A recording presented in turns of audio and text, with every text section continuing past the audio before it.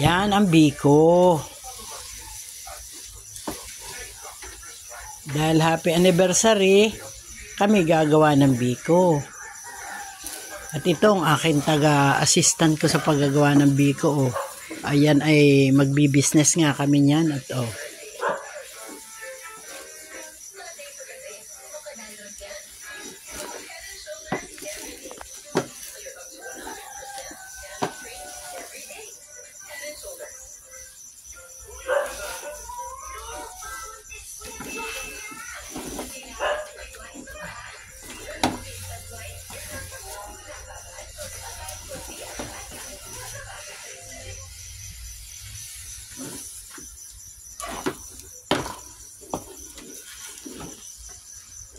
Yan ang walang sawang paghahalo ng biko, 2 oras.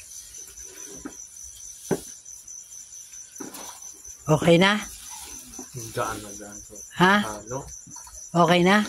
Gaan na gaan po ay halo. Ha? Hindi pa raw, sabi ng naghahalo. Hindi pa raw pwede. Ilang minuto pa yan? 2 o 3 bagyo ang posibleng pumasok mabuo sa Philippine Area of Responsibility. Sa mga nagdaang taon, kadalasang tumatama ang bagyo kapag Agosto dyan sa Northern Luzon. Indo, Enteng at Perry ang sunod na pangalan ng mga bagyo. Para naman sa mga kabulan, ating kuman po ang aasahang pagulan sa malaking bahagi ng ating... Ganyan ang nagluluto ng biko, talagang sa 2 kilong malagkit, kailangan siya ay 1 kilo and 1/4 na sugar, 5 buong nyog para masarap, at talagang yummy yan, yummy.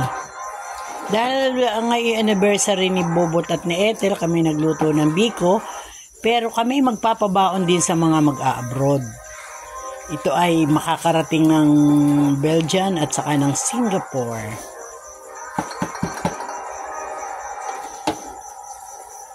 Dahil mahirap gumawa nito, wala naman ito doon. Kaya ito ang mga favorite ng mga balikbayan. Kaya sila ay pababaunan nito naming maligat na first class na malagkit na ginawang biko. Thank you very much for watching.